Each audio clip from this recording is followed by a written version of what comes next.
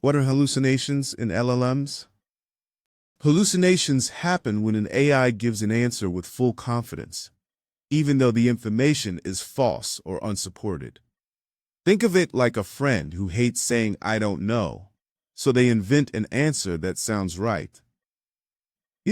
These mistakes show up as made-up facts, imaginary sources, or reasoning that contradicts itself. An interview-ready way to frame it is, a hallucination is when the model predicts text that sounds plausible but isn't grounded in reality. This works because LLMs don't check facts. They simply continue a pattern. A real-life example is an AI confidently quoting a research paper that never existed. Don't worry if this feels abstract. The core idea is that confidence doesn't equal correctness in generative models. Why do hallucinations happen? Hallucinations happen because LLMs learn patterns, not truth. They're trained on massive but imperfect datasets. They have no built-in connection to real-time knowledge, and they generate the next likely token rather than reasoning step by step. This leads to gaps, like predicting a date that feels right or mixing details from unrelated sources.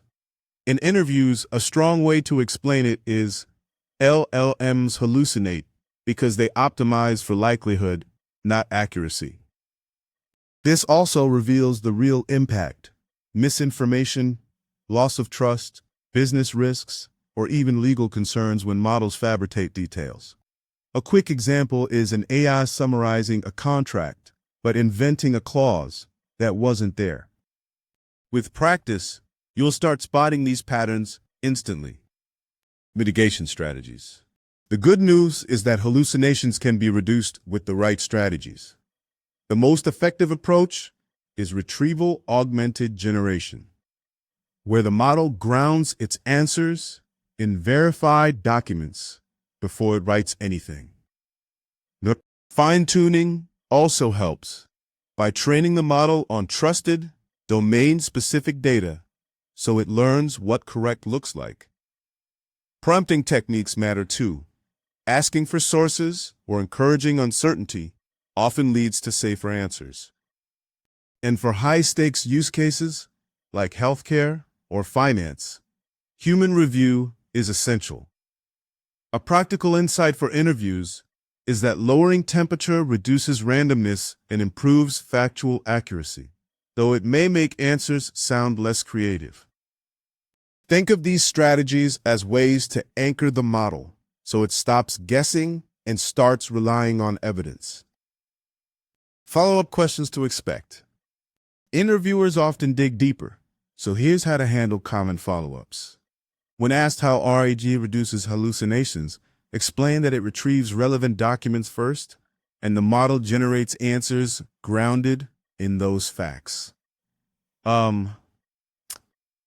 If they ask about temperature, mention that lower values make the model more precise, while higher values boost creativity but increase risk.